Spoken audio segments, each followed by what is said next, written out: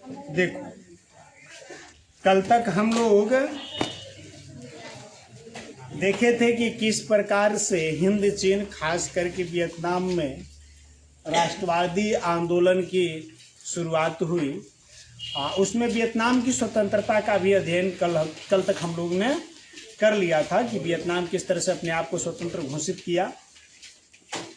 आज हम लोग चर्चा करेंगे हिंद चीन के प्रति फ्रांसीसी नीति।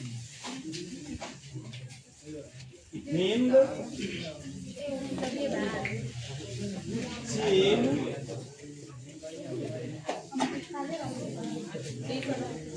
के प्रति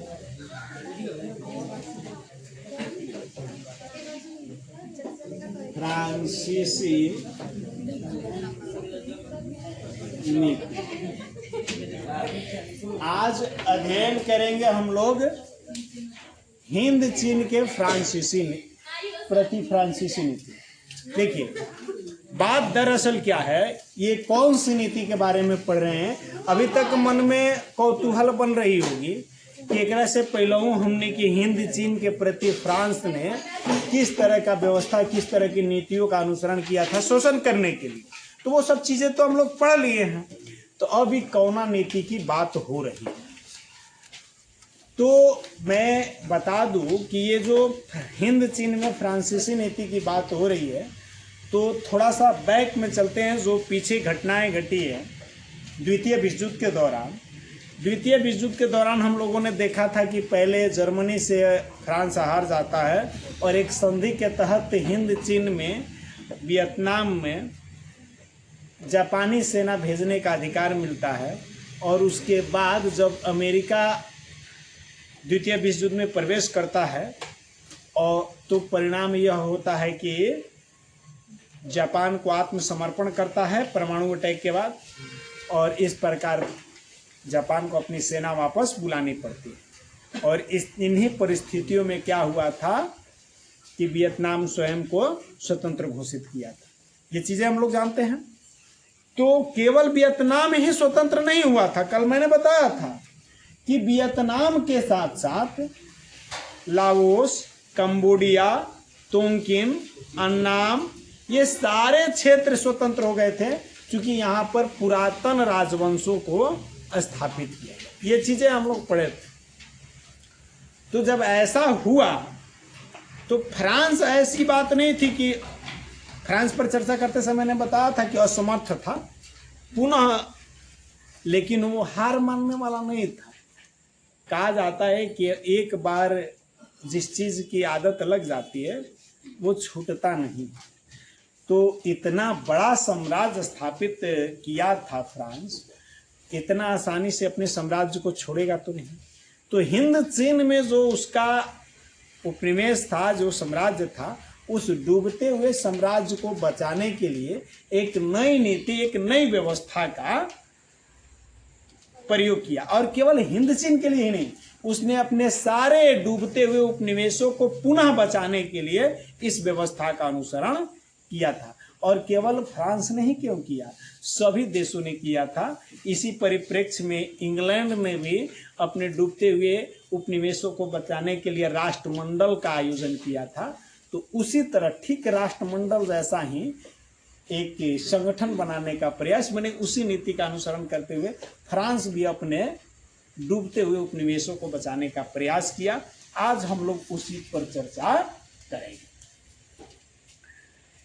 द्वितीय विश्व युद्ध के पश्चात ब्रिटेन, हॉलैंड, अमेरिका और फ्रांस, ये चार देश दक्षिण पूर्वी एशिया में अपने साम्राज्यों की पुनर्स्थापना में लगे। ये चारों देश क्या किया, जो दक्षिण पूर्वी एशिया में इनका अपना साम्राज्य था, उन डूबते हुए साम्राज्यों को पुनर्स्थापित करने के लिए, यानी अपने शासन फिर से स्थापित करने का प्रयास करने लगा। भारत में भी हम लोगों ने देखा है कि किसी तरह लड़खड़ाते उड़खड़ाते अगस्त 1947 तक आखिर शासन चलवे न किया है। तो इस तरह की गतिविधियां सब लोगों ने प्रयास किया कि जो साम्राज्य था फिर से उस पर हम लोग अपना पहले जैसा नियंत्रण स्थापित करें। फ्रांस भी हिंद चीन में अपने डूबे हुए साम्राज्य को बचाना चाहता। क्योंकि उसका तो साम्राज्य एकदम डूब चुका था ना, क्योंकि उसका साम्राज्य तो जर्मनी से हारने के बाद उसको जो है कि जापान को समर्पित करना पड़ा था। अब हिंद चीन में जापान का अधिकार हो गया था। अब जापान हार गया, हिंद चीन को खाली कर दिया, तो हिंद चीन खाली बच गया, लेकिन था किसका? वास्तव में तो था फ्रांस का ही। तो फ्रांस इस पर फिर से चाहा कि हम अपने फिर से साम्राज्य स्थापित कर लें। इसके लिए उसने एक नए औपनिवेशिक तंत्र की योजना बनाई। उसकी योजना क्या थी, थोड़ा सा ध्यान से समझने का प्रयास करें। फ्रांसीसी औपनिवेशिक योजना में समझा रहा हूं, देखिए फ्रांसीसी औपनिवेशिक योजना क्या योजना थी, ठीक ना? फ्रांसीसी औपनिवेशिक योजना सबसे पहले क्या किया, फ्रांस के विशाल साम्राज्य को एक यूनियन में बदल दिया जाए। पहला उसने फैसला यही किया कि जितना भी फ्रांस का साम्राज्य था, माने जितना देश के अपना गुलाम बनैले था, उन सभी देशों को मिला करके एक संगठन, एक यूनियन, एक संघ बनाया जाए, ठीक ना? जिसमें सभी अधीनस्थ उपनिवेश रहेंगे। जितना भी गुलाम देश था सबको उस संघ का सदस्य बनाया जाए। उसके बाद दूसरा निर्णय, उसका शर्त क्या था, हिंद चीन भी इसी संघ का एक अभिन्न अंग रहे। जो फ्रांसीसी महासंघ का गठन किया जा रहा है उसका एक स्वशासित अंग हिंद चीन है। माने हिंद चीन उसका सदस्य रहेगा, लेकिन कैसन सदस्य रहेगा? स्वशासित। माने बात समझ में आ रही है? यानी अपना माने एक तरह का स्वतंत्र रहेगा, शासक उसे के शासन करेंगे, केवल नाम रहेगा कि आप फ्रांसीसी महासंघ के सदस्य हैं, अर्थात आपको केवल फ्रांसीसी महासंघ के नियमों का पालन करना। तीसरा नियम का था, हिंद चीन के संरक्षित राज्यों एवं कोचिन चीन को मिलाकर एक संघ बना दिया जाएगा। अब क्या किया जाएगा, हिंद चीन के जितना भी संरक्षित राज्य था, जैसे लाओस, काम्बोडिया, वियतनाम, तोंगकिन, अन्नाम, कोचिन चीन, इन सबको मिला करके और हिंद चीन नाम का एक संघ बनाया जाए। इस सबन के मिला के एक संघ बना दिया जाएगा। और फिर हिंद चीन संघ के विदेश नीति एवं सैन्य पर फ्रांस का लास्ट में एगो शर्त यही रहेगा कि ये जो नया संघ बनेगा, हिंद चीन नामक नया संघ जो बना सबको मिला करके, इस संघ के विदेश नीति पर और सैन्य व्यवस्था पर फ्रांस के नियंत्रण है। सब कुछ आपके हाथ में। आई दो चीज किसके हाथ में? विदेश नीति का मतलब आप किसी भी देश के साथ जो समझौता, व्यापारिक लेन देन या कुछ भी तरह का नीति का पालन करना होगा, वो क्या करेगा? फ्रांस के अनुसार किसी भी देश के साथ आपका समझौता। और दूसरा, आपकी जो ताकत होगी, कौन देश का ताकत हो जाके सेना है, आपकी जो ताकत होगी वो केकरा नियंत्रण में? यानी कि पूरी ताकत फ्रांस के हाथ। यानी जब चाहे फ्रांस आपको मुट्ठी में कर सकता है। यानी आप कहा जाए कि एकदम उसके हाथ की कठपुतली बन के रह गए। यही नियम। तो फ्रांसीसी औपनिवेशिक योजना की बात करें तो इसको हम देख लेते हैं। पहला काम था कि फ्रांस के सभी, जो फ्रांस था और फ्रांस के जितने भी साम्राज्य था, फ्रांस के सभी साम्राज्य को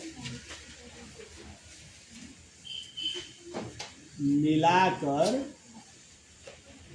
एक महासंघ बनाया जाए। पहला काम यही निर्णय किया गया कि फ्रांस के जितने भी विशाल साम्राज्य थे उन पूरे विशाल साम्राज्य को मिला करके एक महासंघ बनाया जाएगा, यानी एक यूनियन बनाया जाएगा जिसमें सभी उपनिवेश रहेंगे, सभी अधीनस्थ उपनिवेश रहेंगे, जिसमें सभी अधीनस्थ उपनिवेश रहेंगे। ठीक ना। पहला शर्त यह था। दूसरा शर्त इसमें क्या रखा गया था कि हिंद चीन भी इसे फ्रांसीसी महासंघ का एक स्वशासित अंग हो। दूसरा शर्त एकरा में यही था कि जो हिंद चीन है वह इस महासंघ का एक अंग रहेगा, बशर्ते कि वह स्वशासित रहेगा, अर्थात वजह के सरकार जो है उसी के अनुसार चले। इसके बाद तीसरा शर्त क्या था, हिंद चीन के जितना भी राज्य था, हिंद चीन का जितना भी संरक्षित क्षेत्र था, हिंद चीन के सभी संरक्षित राज्यों को मिलाकर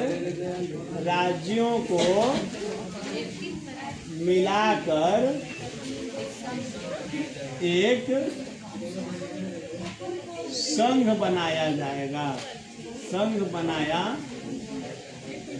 जाएगा, ठीक ना। तीसरा शर्त क्या कर रहा है आप लोग, तीसरा शर्त यही रखा गया कि हिंद चीन, अभी समझेबो किए थे कि हिंद चीन के जितना भी संरक्षित राज्य जैसे तोंगकी, नन्नाम, कोचिन चीन, लाओस, कंबोडिया, इन सभी क्षेत्रों को मिला करके और पूरा मिला करके एक संघ बनेगा जिसका नाम रहेगा हिंद चीन, जैसे पहले हिंद चीन नामक देश था। और अंत में जो शर्त रखा गया वह यह रखा गया कि हिंद चीनी संघ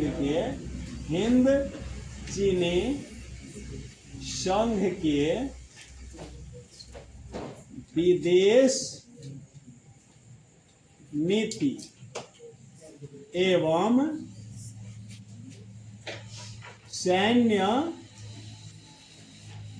सैन्य प्रशासन कहा जाए या सैन्य व्यवस्था कहा जाए, सैन्य पर फ्रांस का नियंत्रण रहे। अंत में ये फैसला ये रहेगा कि जो आपका सैनिक होगा वह किसके नियंत्रण में रहेगा, फ्रांस के नियंत्रण में, और आप विदेश के साथ जो तालमेल रखेंगे, विदेशों के साथ जो नीतियां बनाएंगे, अर्थात कि विदेश के साथ जो आपका व्यवहार रहेगा वह फ्रांस पर डिपेंड करेगा कि आप किसके साथ मित्रता कीजिएगा, किसके साथ व्यापार कीजिएगा, किसके साथ दुश्मनी कीजिएगा, ये निर्णय करना होगा फ्रांस के साथ। यानी ये कहा जाए कि क्या हिंद चीन एक संप्रभुता संपन्न देश है, स्वयं प्रभुता नहीं है, क्योंकि उसके विदेश नीति पर और सैन्य प्रशासन पर किसी दूसरे का नहीं है। इस प्रकार से ये नहीं कहा जा सकता है कि पूर्णतः स्वतंत्रता दी जाए। तो ये किसकी योजना थी, ये फ्रांस की योजना थी। फ्रांस अब देख रहा था कि हमारे हाथ से ये सब निकल रहा है, इसलिए उसने ऐसा नीति अपनाया कि कम से कम एहू से हमारे हाथ में बनल रहा, पूरा नियंत्रण ना रहे तो कम से कम अतनो तो नियंत्रण रही, यानी हम अतनों पर सबूर रहेगा। इस प्रकार फ्रांस ने अपना घोषणा किया कि फ्रांस के विशाल साम्राज्य को एक यूनियन बना दिया जाएगा और जिसमें अधीनस्थ उपनिवेश शामिल होंगे। इस महासंघ का एक अंग हिंद चीन भी होगा। अधीनस्थ उपनिवेशों की सेना एवं विदेश नीति पर फ्रांस का नियंत्रण रहेगा। कुल मिलाकर के यह राष्ट्रमंडल का विस्तार रूप जैसा होगा। जो राष्ट्रमंडल बताया मैंने, इंग्लैंड ने अपने डूबते हुए साम्राज्य को बचाने के लिए जो राष्ट्रमंडल का गठन किया था, यह राष्ट्रमंडल के एक विस्तारित रूप जैसा ही ये संघ बनाने का प्रयास किया। परंतु जापानी सेनाओं के हटते ही फ्रांसीसी सेना जैसे ही सैगान पहुंची, वियतनामी छापामारों ने भयंकर युद्ध किया और फ्रांसीसी सेना सैगान में फंसी। अब क्या हुआ कि ये तो फ्रांस की घोषणा थी, ये फ्रांस की योजना थी, तो फ्रांस आगे क्या कदम उठाने वाला है यह हिंद चीन को पता हो गया था। सभी हिंद चीन के राष्ट्रवादियों को ये पता हो गया था और लोग देख लिया था कि अरे में तो हमारा फायदा की चीज़ है, ये नहीं है। अभी लोग पूर्ण स्वतंत्रता की मांग कर रहा था। आप अब सुधार कर रहे हो, अब थोड़ा बहुत अधिकार दे रहे हो। अब थोड़े बहुत अधिकार से संतुष्ट होने वाले लोग थे नहीं, अब पूर्ण स्वतंत्रता की चाहत थी। उन लोगों ने देखा कि ये तो बात सही नहीं है, इसीलिए उन लोगों ने मौके का फायदा उठाया। क्या किया कि जब जैसे ये पूरा मान लीजिए हिंद चीन देश है, तो इस हिंद चीन देश से जापानी सेना बाहर निकल गई। जापानी सेना बाहर निकली। अब जापानी सेना यहाँ से बाहर निकली तब ना उधर से फ्रांसीसी सेना आएगी। दोनों सेना एक साथ तो नहीं रहेगी, फिर युद्ध की संभावना बढ़ जाएगी। इसलिए पहले ये किया गया कि जापानी सेना को निकल दिया जाए, उसके बाद फ्रांसीसी सेना आए। जापानी सेना निकल गई। अब फ्रांसीसी सेना घुसने का प्रयास किया। उसी समय हिंद चीन के जितने भी राष्ट्रवादी छापामार थे, सब ने छापामार युद्ध शुरू कर दिया। इधर से फ्रांसीसी सेना प्रवेश कर रही थी और इधर से हिंद चीनी लोग इसका विरोध कर दिया, एक युद्ध की घोषणा कर दी। ठीक ना। अब क्या हुआ कि फ्रांसीसी सेना सैगान तक पहुंची। सैगान एक शहर है, तो सैगान तक जब तक पहुंची तब तक यहाँ से वियतनामी छापामारों का भयंकर युद्ध शुरू हुआ और फ्रांसीसी सेना वहीं फंस करके रह गई। अब तक फ्रांसीसी सेना ये बातें जानती नहीं थी, तो फ्रांसीसी सेना तो निश्चिंत होकर, बेफिक्र होकर के वो जा रही थी कि हमको अपना पोजीशन लेना है, हमको अपना नियंत्रण स्थापित करना है हिंद चीन में, वियतनाम में। तो ये जा रही थी और उधर से अटैक हो गया, एकाएक अटैक हो गया। जब तक कुछ सोचती तब तक युद्ध घमासान हो चुका था। और इस यह युद्ध इतना भयंकर हुआ कि फ्रांसीसी सेना सैगान से आगे नहीं बढ़ सकी और फ्रांसीसी सेना वहीं पर सैगान में ही फंसी रह गई। अंततः 6 मार्च 1946 को हनोई समझौता द्वारा फ्रांस एवं वियतनाम के बीच एक समझौता किया। अब जब ये युद्ध दोनों ओर से भयंकर हो गया और सेनाएं फंसी रह गई, फ्रांस की सेनाएं सैगान में फंसी रह गई, तब क्या हुआ, इस युद्ध को समाप्त करने के लिए हिंद चीन और फ्रांसीसियों के बीच, या ये कहा जाए कि वियतनाम एवं फ्रांसीसियों के बीच 6 मार्च 1946 ईस्वी को हनोई नामक जगह पर समझौता किया। इस समझौते के तहत फ्रांस ने वियतनाम को गणराज्य के रूप में स्वतंत्र इकाई मान लिया। इस समझौता में क्या फैसला किया गया, वियतनाम को स्वतंत्र इकाई मान लिया गया। साथ ही यह भी माना गया कि यह गणराज्य हिंद चीनी संघ में रहेगा और हिंद चीन संघ फ्रांसीसी यूनियन में रहेगा। क्या फैसला हुआ कि वियतनाम हिंद चीनी संघ का हिस्सा रहेगा और हिंद चीन जो संघ है वो फ्रांसीसी यूनियन यानी फ्रांसीसी महासंघ का हिस्सा रहेगा। फ्रांसीसी सेना के तोंकिन में प्रवेश का अधिकार मान लिया और ये भी मान लिया गया कि फ्रांसीसी सेना कहाँ तक रहेगी, तोंकिन में रहेगी। बात समझ में आ गई। यानी अब क्या हुआ, जापान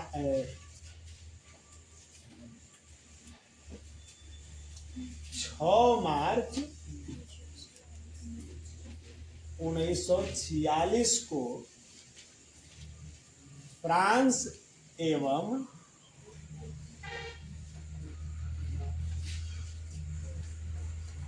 वियतनाम के बीच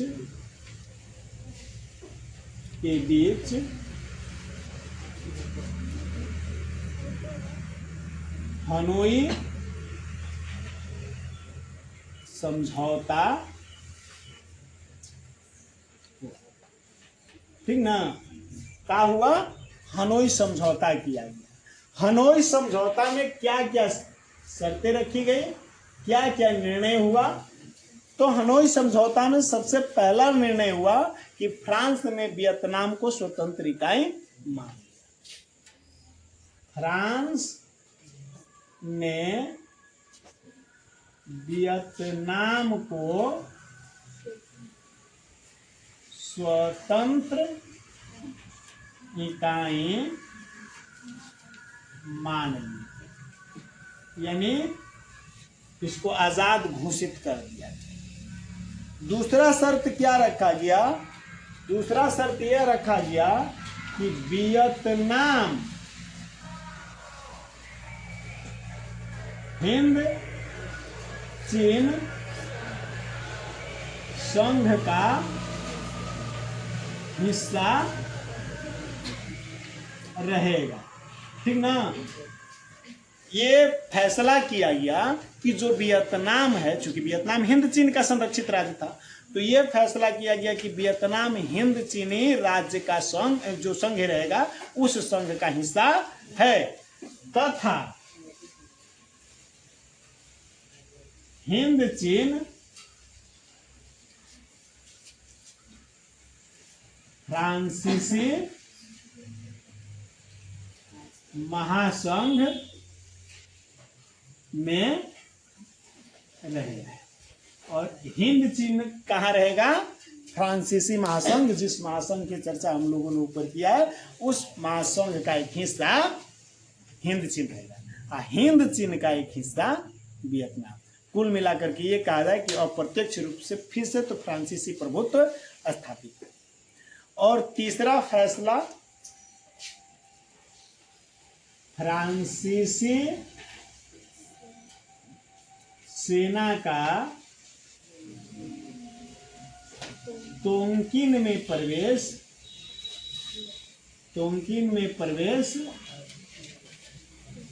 स्वीकार किया, स्वीकार कर लिया, यानी यह अथोराइज कर दिया गया कि फ्रांसीसी जो सेना है वह तोंकिन तक रहे। बात समझ में आ गई? तो ये जो है ना कि द्वितीय विश्व युद्ध के बाद उत्पन्न हुई परिस्थितियों का परिणाम था, और उन्हीं परिस्थितियों के कारण ये सारी चीजें, ये सारी घटनाएं घटी। अब देखो, फ्रांस भी महत्वाकांक्षी देश था, तो फ्रांस की महत्वाकांक्षी नीति के कारण वियतनाम के साथ हिंद चीन संघ निर्माण पर समझौता नहीं। फ्रांसीसी महत्वाकांक्षा के कारण, क्या महत्वाकांक्षा था, तो उसके मन से लालच जा नहीं रहा था, और सबसे मेन लालच यह था कि वह चाहता था कि जो फ्रांसीसी महासंघ का निर्माण किया जाए, एकरा में जितना भी औपनिवेशिक देशों को सदस्य बनाया जाए, सभी देशों के जो सैन्य व्यवस्था होगी और जो विदेश नीति होगा, उस पर वो अपना नियंत्रण चाहता था। अब कोई देश इसके लिए तैयार नहीं हो रहा था, हिंद चीन भी तैयार नहीं हुआ। इन्हीं कारणों से जो हिंद चीन संघ का निर्माण करने की बात चल रही थी, यह सफल नहीं हो सका। हिंद चीनी संघ के निर्माण की वार्ता सफल नहीं हो सकी। फ्रांस चाहता था कि निर्मित संघ का अध्यक्ष उसके द्वारा नियुक्त हाई कमिश्नर हो, और वियतनामी नेताओं की मांग थी कि संघ के सभी राज्य स्वतंत्र। मेन मुद्दा, एक तो पहले का कारण बता दिए, विदेश नीति और सेना वाला। दूसरा कारण क्या था?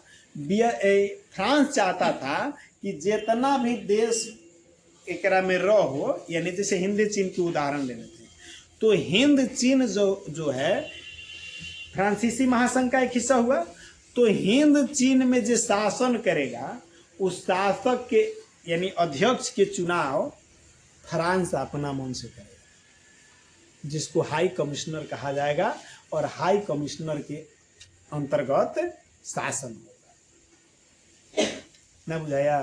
अब जो सेना पर आप ही का अधिकार, विदेश नीति पर आप ही का अधिकार, रोजो आप अपना मन से सुनिए, तो आज़ादी मिलेगा, कोई अधिकार मिला का? ये चीजें थी तो कोई तैयार नहीं हुआ। इधर हिंद चीनी राष्ट्रवादियों का मांग था कि भाई ऐसे नहीं होगा, जितने भी देश इसमें शामिल होंगे, जितने भी इसके अंग होंगे, सभी सदस्य देश स्वतंत्र।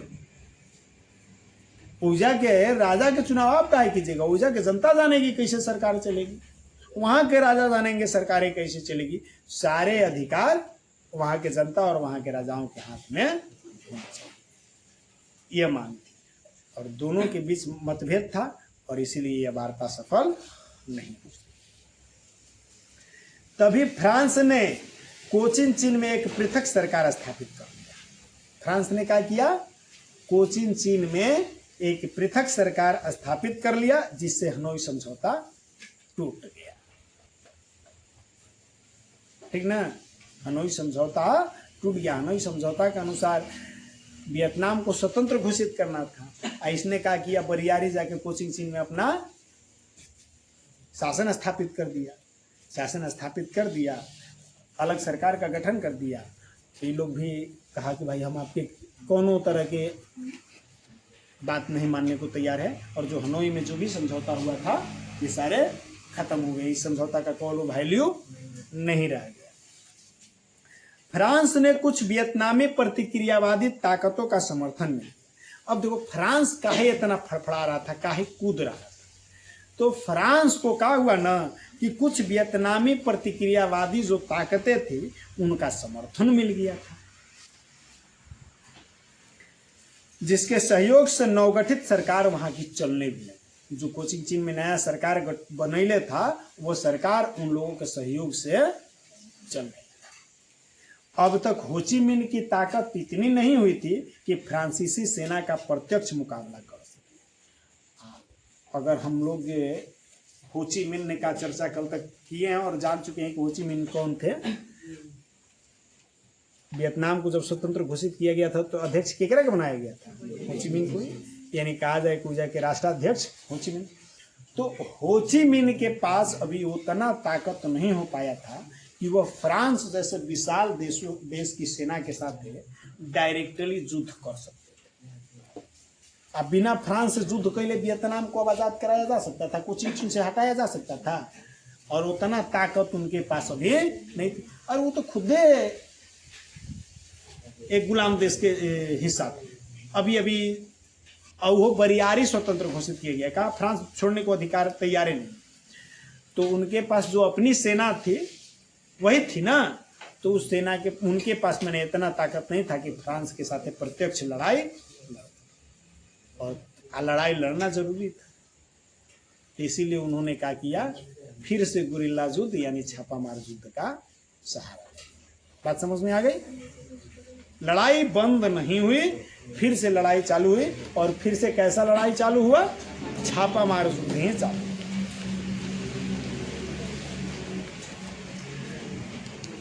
अब इस युद्ध का लाभ उठाते हुए, जो गुरिल्ला युद्ध चल रहा था, इस युद्ध का लाभ उठाते हुए फ्रांस ने पेरिस से बाओ दाई को बुलाकर वियतनाम का शासक बना। अब देखा कि गुरिल्ला युद्ध चालू कर दिया ये लोग, यानी कहा कि ठीक है तो आप लोग बात नहीं मानिएगा, नहीं मानिएगा तो आप लोग अपनी मनमानी करो, हम अपनी मनमानी करेंगे। ताकत का सहारा लिया। अब तो डरे आप सामने आ नहीं रहे हैं, अब तो रात को आक्रमण कर रहे हैं, दिन में भाग जा रहे हैं। दिन में प्रत्यक्ष तो कोई कार्य कर सकता था। तो इसने क्या किया? फ्रांस से बाओ दाई को बुलाया। याद है बाओ दाई? कल पढ़ाए थे। तो बाओ दाई को फ्रांस से बुला करके और वियतनाम का शासक बना। तो हम लोग लिख सकते हैं कि गुरिल्ला, जिसको छापामार युद्ध कहते हैं, गुरिल्ला युद्ध का फायदा उठाकर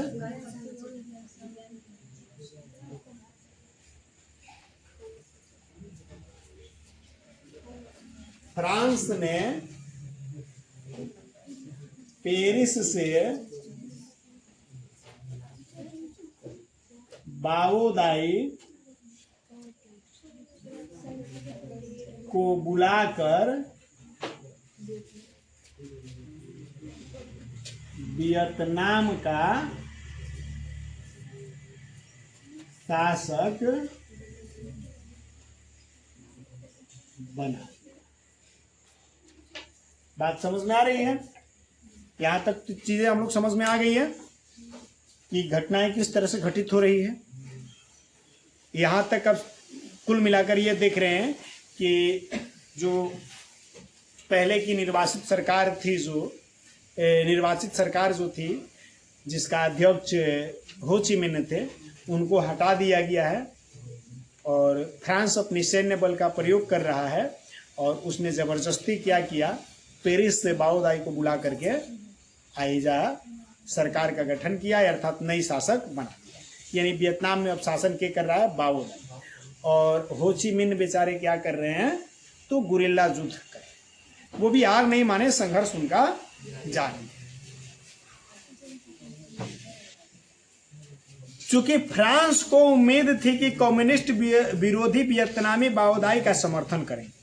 अब देखो, बाओदाई को बुलाने का कारण था, ऐसा नहीं था कि फ्रांस यूं ही बाओदाई को बुला के राजा बना दिया या शासक बना दिया। बाओदाई को ये सोचकर बनैले था कि चूंकि एजा के प्रतिक्रियावादी लोगों को साथ दे रहे थे, पढ़े ना कि फ्रांस का साथ दे रहे थे, तो सोचा ना कि जब बाओदाई को हम बुलाएंगे तो बाओदाई चूंकि पूंजीवादी समर्थक है, तो जितना भी कम्युनिस्ट विरोधी, समाजवादी विरोधी जितना भी लोग वियतनाम में है, वो सब लोग क्या करेगा, बाओदाई का सपोर्ट कर देगा। वही सोच ले था फ्रांस। अब तक पूरा विश्व दो खेमों में चूंकि बट चुका था। ये हम लोग 9 क्लास में द्वितीय विश्व युद्ध और द्वितीय विश्व युद्ध के बाद के परिस्थितियों के बारे में पढ़े होंगे कि पूरा विश्व 2 खेमों में बट गया था, पूंजीवाद और साम्यवाद। पूंजीवाद एवं साम्यवादी 2 खेमों में बटा हुआ था। पूंजीवादी देश यथा अमेरिका और ब्रिटेन का समर्थन भी फ्रांस को प्राप्त था। अब पूंजीवादी देशों की बात करें तो पूंजीवादी देशों का लीडर अमेरिका था, उसका एक अभिन्न हिस्सा इंग्लैंड भी था। तो ये दोनों देश फ्रांस को अपना समर्थन दे रहे थे। पूंजीवाद को समर्थन दे रहा था और साम्यवाद को समर्थन दे रहा था। इससे हो ची मिन्ह को कुछ परेशानियां उठानी पड़ी, क्योंकि अभी तक वह पूर्ण साम्यवादी सरकार का गठन भी नहीं कर पाया था। अब देखो, चूंकि यहाँ पर थोड़ा सा परिस्थिति को समझने का कोशिश करेंगे। जब बाओदाई को बुलाया गया तो हम लोग जानते हैं कि बाओदाई पूंजीवादी शासक था, तो पूंजीवाद का भरपूर समर्थन, चूंकि फ्रांस भी पूंजीवादी देश था, तो फ्रांस को पूंजीवाद का भरपूर समर्थन मिल रहा था। यानी इंग्लैंड और अमेरिका देशों का सपोर्ट उसको मिल रहा था और इस कारण से हो ची मिन्ह को और ज्यादा मुश्किल हो। अब देखो, एक तो अकेले वो लड़िए रहे थे, बाओदाई की सेना छोटी थी, बाओदाई की बात कर रहे हैं, हो ची मिन्ह की बात कर रहे हैं। हो ची मिन्ह की सेना छोटी थी, अभी ताकत इनका पूरा नहीं था, अभी देश पर तो बढ़िया शासन भी नहीं कर पाए थे। तो ऐसे में तो खुद फ्रांस से अकेले नहीं लड़ सकते थे प्रत्यक्ष रूप से। इसी कारण से वो गुरिल्ला युद्ध चल रहे थे, छापामार युद्ध कर रहे थे।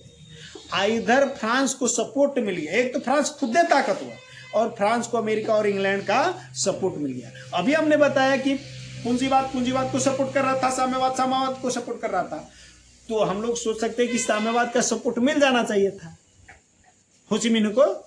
लेकिन हो ची मिन्ह तो खुदे अभी पूर्णतः साम्यवादी नहीं बन पाए थे, पूर्णतः समाजवाद लागू नहीं कर पाए। अब पूर्णतः समाजवाद नहीं होने के कारण समाजवादी देश, साम्यवादी देश आपका सपोर्ट अभी नहीं कर रहा था।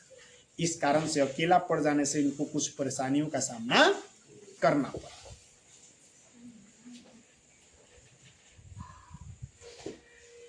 उसके संयुक्त मोर्चे में गैर साम्यवादी राष्ट्रवादी ताकतें भी थी।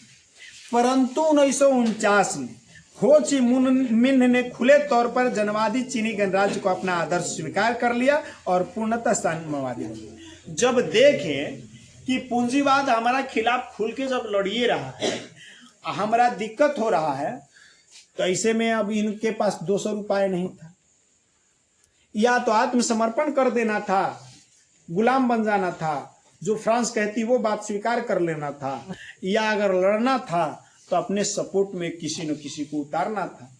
और सपोर्ट में उतारने के लिए जब देखे कि पूंजीवाद हमारे खिलाफ लड़ रहा है तो साम्यवाद का सहारा लेना पड़ा। तो हो ची मिन्ह ने इन परिस्थितियों को देखते हुए अपने आप को साम्यवादी घोषित कर दिया और अपना आदर्श चीन को उन्होंने बनाया। क्योंकि उस समय वर्तमान विश्व की नहीं, तत्कालिक विश्व में, जिस समय की हम लोग जिस घटना की चर्चा कर रहे हैं, उस समय तत्कालिक विश्व में जो साम्यवाद था, साम्यवाद के जो दो प्रमुख हिस्से थे, एक रूस एक चीन। तो इन्होंने रूसी गणराज्य को रूसी साम्यवाद को अपना आदर्श स्वीकार किया और पूर्णतः साम्यवादी बन गए। अब पूर्णतः साम्यवादी बन जाने से इनको साम्यवाद का समर्थन मिलना शुरू हो गया। तो हो ची मिन्ह कब साम्यवादी बने? 1949 में। 1949 ईस्वी में हो ची मिन्ह ने खुले तौर पर चीनी गणराज्य को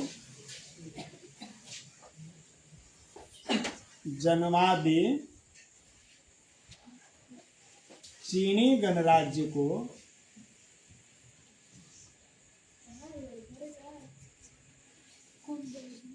अपना आदर्श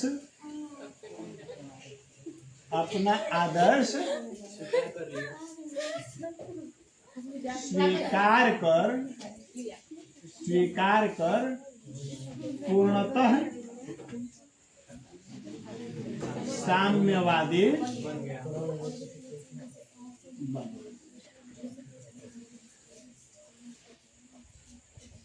बहुत आनंद आ रहा है ना।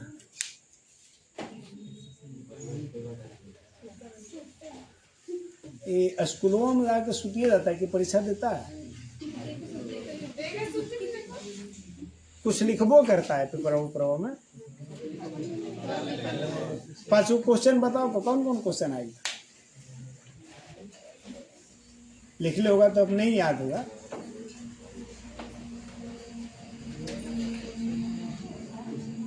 भगवान तू लोग के जन्म सुत ही खती का दिले। कुंभकर्ण के बाद तू ही लोग के नंबर है ना, वही खानदान से है का?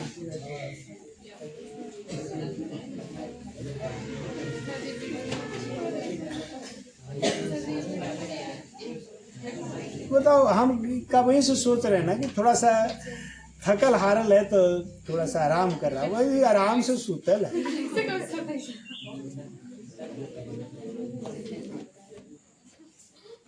चलो, अभी नींद पूरा ना भइल है, हो गया तो मुंह हाथ धो लो, कल पर आंख बैठ जाओ। चलो देखो,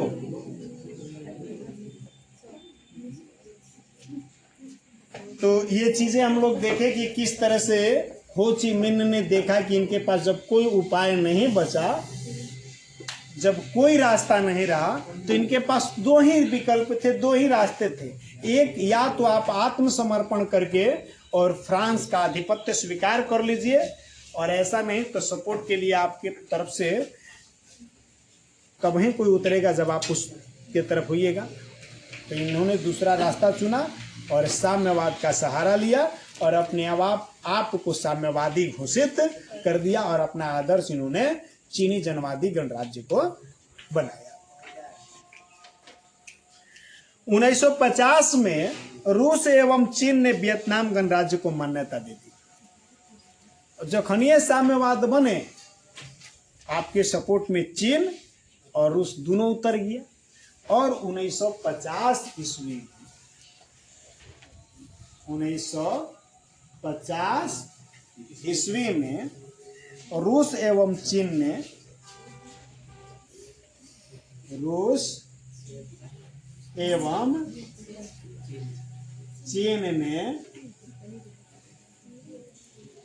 वियतनामी गणराज्य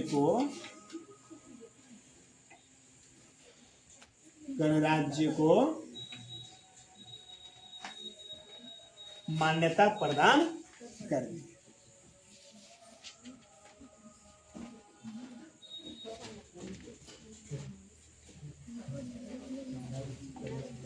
ये लोग कहा कि ना, चीन और रूस ने क्या कहा, नहीं नहीं वियतनाम एकदम स्वतंत्र देश है, कोनो बात नहीं है, आया पूजा के शासक है, आप शासन कीजिए, बाकी पीछे सही है।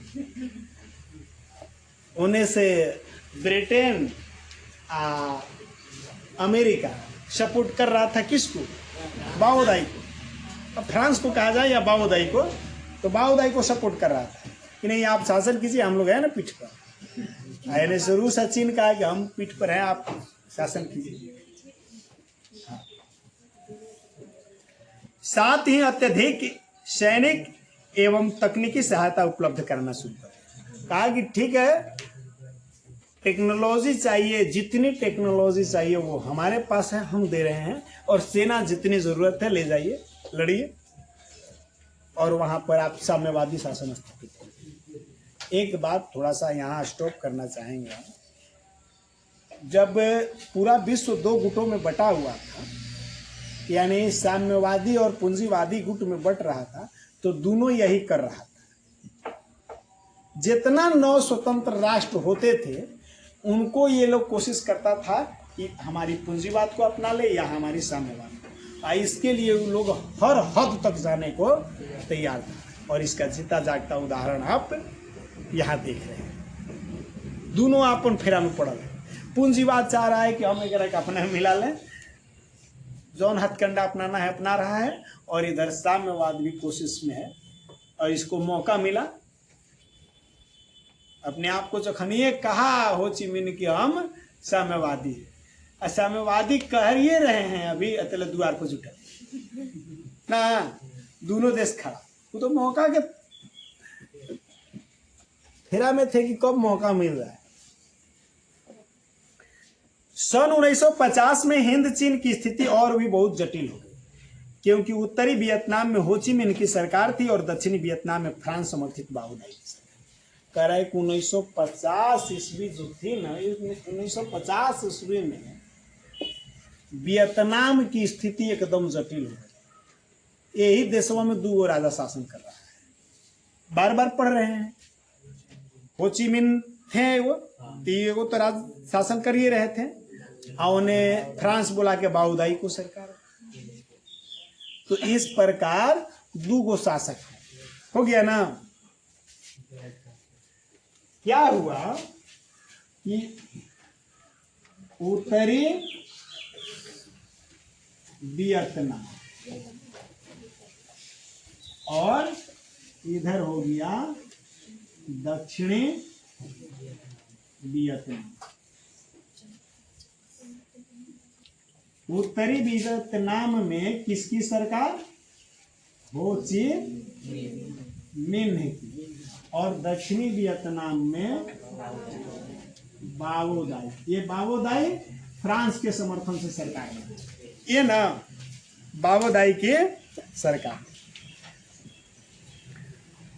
अब देखो यहां मैंने उत्तरी वियतनाम और दक्षिणी वियतनाम जो लिखा है, अभी वियतनाम के बंटवारा नहीं किया भाई ना। ये मत सोचिए था कि वियतनाम के बांट के दिया, अभी बांट के दिया नहीं थे, वो हिस्सा में इनकर सरकार चलता है। ये हिस्सा में कोचिन चीन में अपन राजधानी बना के सरकार चल रहा था, तो दक्षिणी वियतनामी हिस्सा में सरकार चला रहे थे, हो ची मिन उत्तरी हिस्सा में सरकारें चल रही थी। दोनों पूरा ये नहीं था कि ये उत्तरी वियतनाम में शासन चला रहे थे खाली उत्तरी वियतनाम में, इनका भी मानना था कि हम पूरे वियतनाम के शासक हैं, और इसका भी मानना था कि हम पूरे वियतनाम के शासक हैं, क्योंकि अभी वियतनाम बटा नहीं है। ठीक ना। लाओस कंबोडिया में पुराने राजतंत्र थे जो फ्रांसीसी नियंत्रण। लाओस और कंबोडिया में पुराना राजतंत्र था और वहां के राजाओं ने फ्रांसीसी अधिपत्य को स्वीकार कर लिया। लाओस एवं कंबोडिया में स्वतंत्रता की मांग जोर पकड़ रही, लेकिन वहां के लोगों द्वारा भी स्वतंत्रता की मांग अब जोर पकड़ रही। वहां के लोग भी इसको स्वीकार नहीं कर रहे थे, वे भी फ्रांस के गुलाम रहना नहीं चाहते। गुरिल्ला सैनिक लाओस कंबोडिया के रास्ते दक्षिणी वियतनाम पर धावा बोलते थे और पुनः जंगलों में छिप जाते थे। अगर हम लोग वियतनाम के मानचित्र की बात करें तो थोड़ा सा आकलन करेंगे, मैं बता रहा हूँ। इस तरह से हिस्सा है, ठीक ना। और इसी बीच में लाओस और कंबोडिया है। तो ये नीचे के हिस्सा दक्षिणी वियतनाम हो गया और ऊपरी हिस्सा उत्तरी वियतनाम। तो उत्तरी वियतनाम से छापामार सैनिक क्या करते थे, लाओस और कंबोडिया के रास्ते होते हुए दक्षिणी वियतनाम तक आते, यहाँ छापामार युद्ध करते। युद्ध कब होता था? रात। छापामार युद्ध करते और जाके फिर जंगलों में छिप जाते।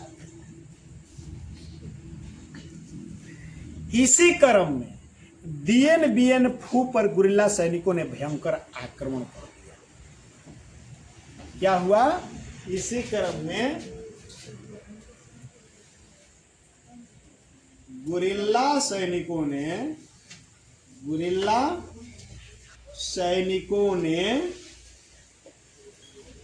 दिएन बिएन फू पर आक्रमण कर दिएन बिएन फू पर क्या कर दिया? आक्रमण कर दिया। एकदम भयंकर आक्रमण था। इस युद्ध में फ्रांस बुरी तरह से हार गया। दिएन बिएन फू जगह पर फ्रांसीसी सेना की बुरी तरीके से हार हो गई। लगभग 16,000 फ्रांसीसी सैनिकों को आत्मसमर्पण करना पड़ा। यहाँ पर इस युद्ध में किसकी हार हुई? पराजय किसकी हुआ? पराजय हुआ फ्रांस। 16,000 सैनिक आत्मसमर्पण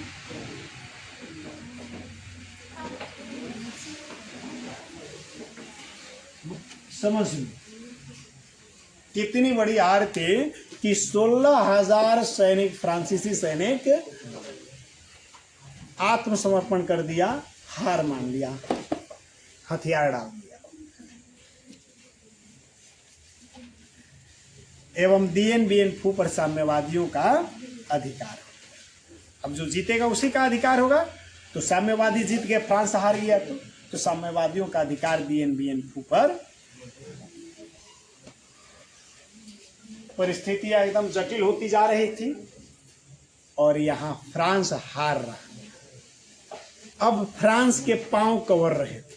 इस युद्ध में फ्रांस के पांव कवर रहे थे। अब फ्रांस कहा जाए कि एक अंतिम पड़ाव पर पहुंच गया था और एक जोर का धक्का लगने के बाद फ्रांस पूरी तरीके से हिंद चीन से बाहर हो गया। ठीक ना। फ्रांस इस लड़ाई में एकदम अंतिम पड़ाव पर पहुंच चुका था और हार के कगार पर पहुंच चुका था। यहां साम्यवादियों को लग रहा था कि हाँ, अब हम लोगों को सफलता मिल गई। लेकिन तब ही क्या हुआ, अमेरिका जो पूंजीवादी समर्थित देशों का नेता था, वो पूंजीवाद को मिटते हुए देख सकता था। या फ्रांस का पैर कबरने का मतलब पूंजीवाद का पैर कबर रहा था ना, और ये अमेरिका के लिए असह्य था। इसीलिए इस युद्ध में अमेरिका खुल करके सामने आया। इस युद्ध में अब अमेरिका खुल करके एंट्री कर गई। जैसे आप देख रहे हैं इजराइल ईरान वाला युद्ध चल रहा है वर्तमान समय में, अभी की बात कर रहा हूँ। इजराइल और ईरान के बीच युद्ध चल रहा है और इसमें अमेरिका खुलकर सामने आ गया है ना। तो वैसे ही यहाँ तो खुलकर के सामने आया है। अभी एक आध को प्लेन भेज रहा है, जेट विमान भेज रहा है ना, और उसमें खुदे वो अपने आप आत्मसम्मान पर इस बात को ले लिया था, वो अपनी हार मान करके और पूरी एकदम जोश और पूरे ताकत के साथ उस युद्ध में उतरा। ठीक ना। तो अब थोड़ा सा टॉपिक चेंज कर लेते हैं, ठीक ना। यहाँ तक फ्रांसीसी नीति थी, अब क्या करते हैं, अब अमेरिकी हस्तक्षेप पर।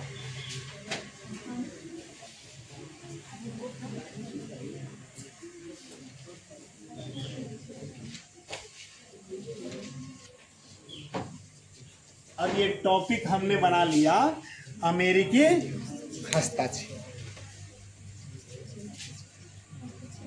ठीक ना। अमेरिका इसमें इन्वॉल्व हो रहा है। अब थोड़ा अमेरिका का इन्वॉल्वेशन पढ़ते हैं, उसने क्या किया। अमेरिका जो अब तक फ्रांस का समर्थन कर रहा था, वो पीछे से ने हिंद चीन में हस्तक्षेप की नीति अपनाई और साम्यवादियों के विरोध में इसने घोषणा भी कर दिया। अभी तक वो केवल पीछे से सपोर्ट कर रहा था फ्रांस को, लेकिन देखा कि परिस्थितियां एकदम बदल गई है और कहा जाए कि पूंजीवाद का पांव कवर रहा था, वो अमेरिका के लिए असह्य थी। इसलिए अमेरिका खुल करके सामने आया और अब उसने हस्तक्षेप की नीति अपनाई और उसने साम्यवाद के खिलाफ घोषणा कर दी, साम्यवादियों के विरोध में घोषणा कर दी। चूंकि रूस एक पक्ष का पहले से समर्थन कर रहा था, रूस साम्यवादी ताकत था, तो उस साम्यवाद का समर्थन कर रहा था ना। अब पूंजीवाद का समर्थन कर रहा था अमेरिका। अब दोनों देशवा खुल के सामने आ गए। लगा कि अब फिर से दुनिया तृतीय विश्व युद्ध देगी, क्योंकि यह दो ताकतें था दुनिया में, और दोनों आमने सामने आने का मतलब फिर पूरा दुनिया आपस में टकराएगा। पूंजीवाद की तरफ से सारे पूंजीवादी देश, साम्यवाद की तरफ से सारे साम्यवादी देश, तो फिर तो दुनिया आपस में सामने आ ही जाएगा। तो अब पूरी दुनिया के सामने फिर से तृतीय विश्व युद्ध का संकट उभर कर सामने है।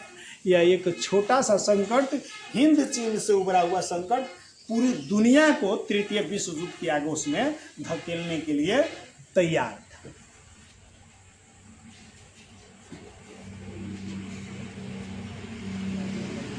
अब पूरी दुनिया में लग रहा था कि तृतीय विश्व युद्ध शुरू हो जाएगी। इन्हीं परिस्थितियों में मई 1954 में जेनेवा में हिंद चीनी समस्या पर वार्ता हेतु एक सम्मेलन बुलाया, जिसे जेनेवा समझौता के नाम से जाना जाता है।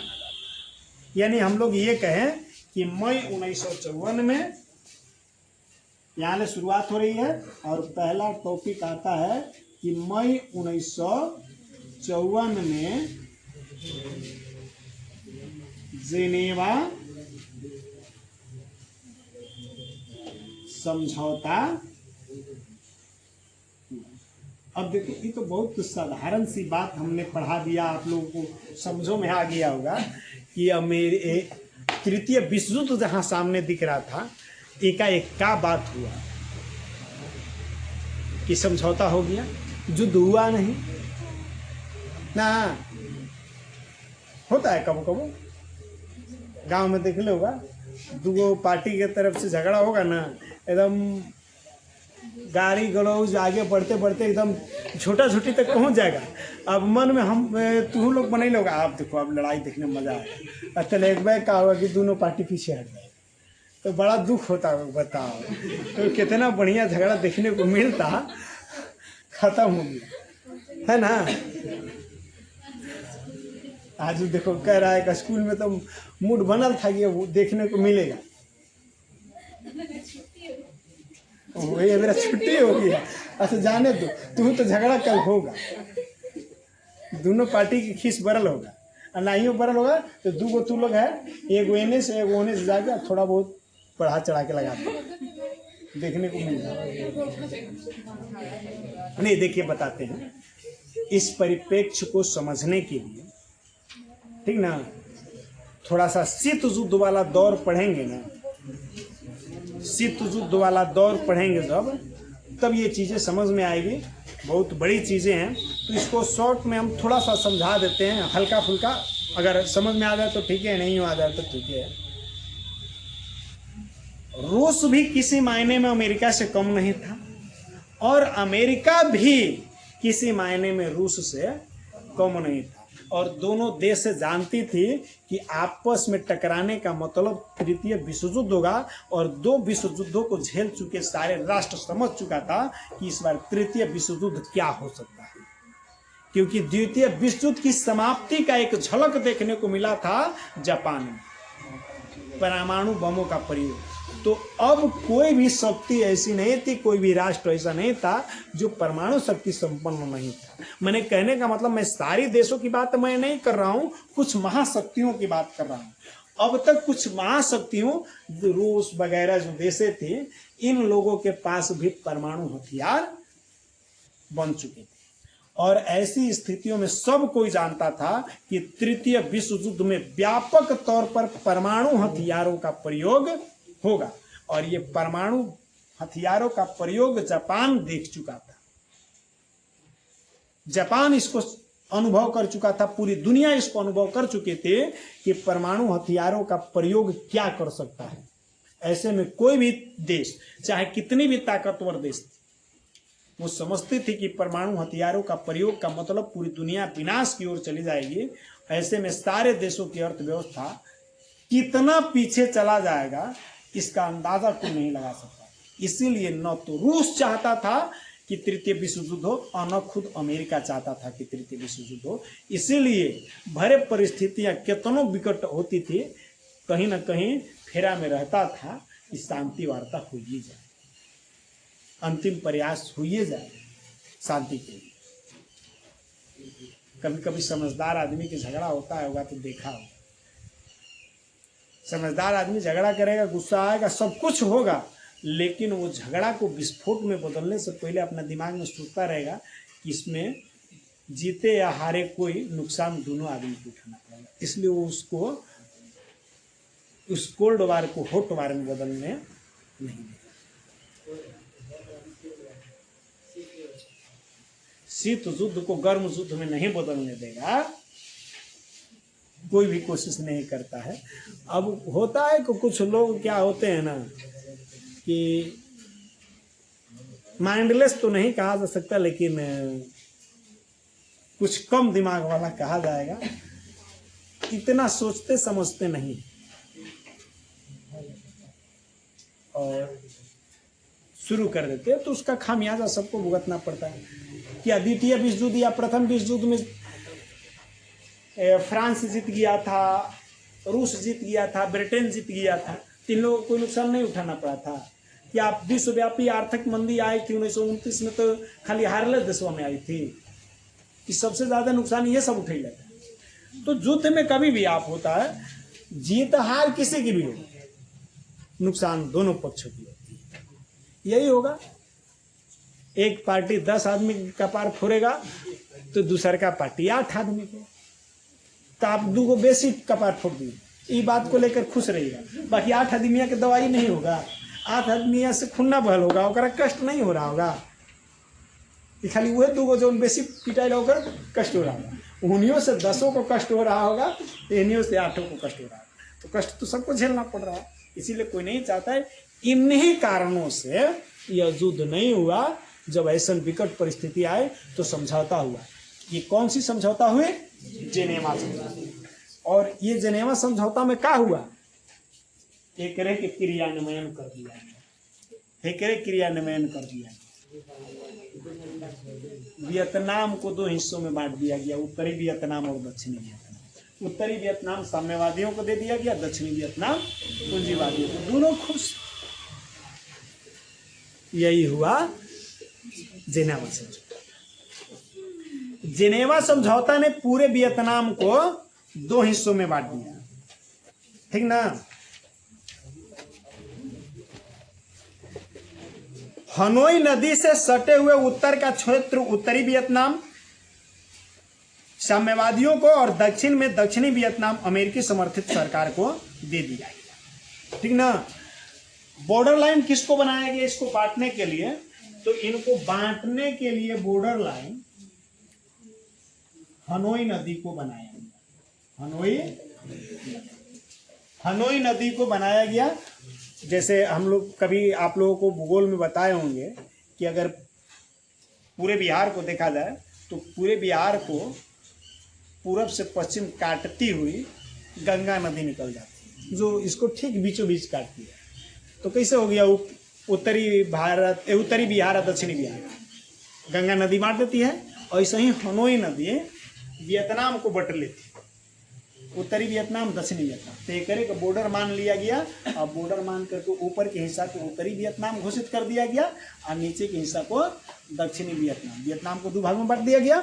उत्तरी वियतनाम को दे दिया गया साम्यवादियों को, अर्थात वहां की सरकार बन जाएगी हो ची मिन्ह की, और दक्षिणी वियतनाम पूंजीवादियों यानी अमेरिका को दे दिया गया। यही सरकार के बनाएगा।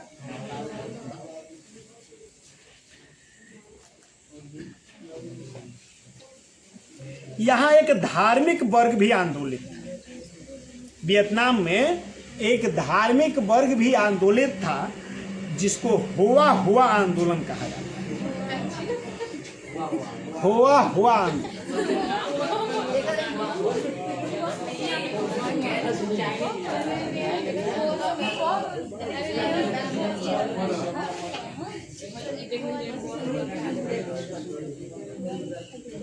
ध्यान रखेंगे, अक्सर ये प्रश्न आता है। हुआ हुआ आंदोलन एकदम एग्जाम में देखने को मिलता है, आप लोगों को भी देखने को मिल ही जाएगा। ठीक ना। तो यह कैसा आंदोलन था? अभी हमने बताया धार्मिक आंदोलन था। यह बहुत ही आक्रामक, ठीक ना। और इस आंदोलन को नियो दिन दियम ने बड़े क्रूरता से दबा दिया। यह एक बौद्धिस्ट धार्मिक क्रांतिकारी आंदोलन है। बौद्धिस्ट धार्मिक क्रांतिकारी आंदोलन, यही आता है कि हुआ हुआ आंदोलन क्या था या कैसा था। तो यह एक बौद्धिस्ट धार्मिक क्रांतिकारी आंदोलन था जो 1939 ईस्वी में शुरू हुआ। 1939 ईस्वी में यह शुरू हुआ था। क्रांतिकारी उग्रवादी घटनाओं को भी यह अंजाम देते थे। इसमें आत्मदाह तक शामिल होता। आत्मदाह का मतलब समझते हो? स्वयं को नष्ट कर देना। इस आंदोलन में लोग स्वयं को नष्ट कर देते थे। हाँ, अब मान लो केहू के मारना है, कौनो उपाय नहीं है, तो शरीर पर मिट्टी के तेल लगा लिए, आग लगा लिए, पकड़ लिए, हम जल गए, आपको जला दिए। फायदा आपको मार दिए। ये लोग अपने लिए नहीं ना जीते थे। भारत की आजादी के लिए ऐसे लड़ा गया था कि नहीं लड़ा गया था। फांसी पर चढ़ गए सुभाष चंद्र बोस, भगत सिंह फांसी पर चढ़ गए। इस फांसी पर चढ़ने से फायदा क्या हुआ उनको? वो अपने लिए नहीं लड़े थे, वो अपने लिए फांसी पर नहीं चढ़ते, वो जानबूझ करके फांसी पर चढ़ते। उनकी किसी अंग्रेजी सरकार को ताकत नहीं थी कि असेंबलिया में पकड़ लेता, कोई घेर लेता। खड़ा थे कि आओ हमको गिरफ्तार करो, तो वो थर थर कांप रहा था अंग्रेजी अधिकारी। कौन हिम्मत कर रहा था कि जाके पकड़े। भागना चाहते तो भाग जाते। भगत सिंह की बात कर रहा हूं, लेकिन ये जानबूझकर गिरफ्तारी दी।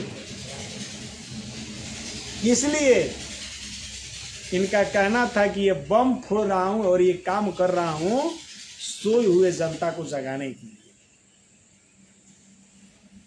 कि हमारे इतना होने से जनता में आक्रोश पैदा होगी और वो अंग्रेजों को खदेड़ने का काम करेंगे। हुआ भी यही। भगत सिंह की फांसी पूरी भारतीय जनता में शोक की लहर ही पैदा नहीं किया था, आक्रोश की भावना पैदा कर दिया। तो ये आत्मदाह ये लोग यही खातिर करता था। मान लो 50 आदमी के गुट बन गया, नाथूराम गोडसे को ना पता था कि हम गांधी जी को मारेंगे, हमारा लोग मार देगा, फिर भी मारा। उसको अपने से मतलब नहीं है, मतलब मेरा टारगेट पूरा होना चाहिए।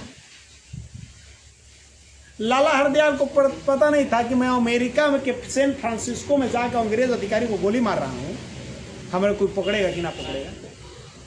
ऐसा कितना लोग गया अंग्रेजों के ऑफिस तक में घुस घुस के मरले है। वो लोग नहीं जानता था कि ऑफिस में घुस के मार रहे, हाई सिक्योरिटी है, वो जब पकड़ाएंगे कि नहीं पकड़ाएंगे। इन लोगों को इससे मतलब नहीं था, मतलब था टारगेट पूरा हो गया ना, उसके बाद हमारा कोनो काम नहीं है, टारगेट पूरा हो गया। वो अपने लिए थोड़े लड़ रहे थे, वो आने वाली पीढ़ी को आजाद कराना चाहते थे कि हम लोग तो अंग्रेजों की गुलामी सह लिए, आने वाली पीढ़ियां अंग्रेजों के गुलाम नहीं होनी चाहिए। वो हम लोगों के लिए ऐसा किए, हम लोग भले भुला गए उन लोगों को, वो हम लोगों के लिए ऐसा किए। ये आंदोलन भी इसी तरह का। बात समझ में आ गई? इस आंदोलन को किसने दबाने का प्रयास दबाया? न्यू दिन दियम क्रूरता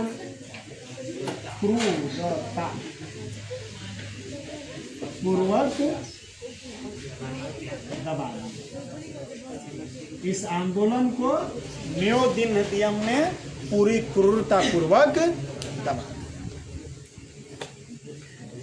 लाओस एवं काम्बोडिया में जेनेवा समझौता के फलस्वरूप शासन व्यवस्था बदल गई। अब देखो, ये जेनेवा समझौता में वियतनाम में खाली फैसला नहीं हुआ, लाओस और काम्बोडिया में भी शासन व्यवस्था में बदलाव कर दिया गया। वहां वैध राजतंत्र के रूप को स्वीकार किया गया और संसदीय शासन प्रणाली अपनाई गई। देखो, जेनेवा समझौता की बात करते हैं, अब आते हैं अमेरिकी हस्तक्षेप और जेनेवा समझौता। यहाँ जेनेवा समझौता के फैसले को दो हिस्से में मैं बांट रहा हूँ। पहला फैसला क्या हुआ, तो वियतनाम को दो हिस्से में बांट दिया गया। इधर समझ में आ जाएगा ना, दो हिस्सा में बांटा गया। अब फिर ये आप लोग अपना नोट्स बनाइएगा तो लिख लीजिएगा, उत्तरी वियतनाम, दक्षिणी वियतनाम। उत्तरी वियतनाम में साम्यवादी शासन लिखना और दक्षिणी वियतनाम में पूंजीवादी शासन, और बॉर्डर लाइन उन्होंने इसको बनाया गया। और दूसरा क्या हुआ, लाओस एवं काम्बोडिया में वैध राजतंत्र को अपनाया गया या स्वीकार किया गया। ठीक ना, यहाँ वैध राजतंत्र को स्वीकार कर लिया गया, यानी राजतंत्र को ही वैधता प्रदान की गई कि ये राजा शासन करेगा।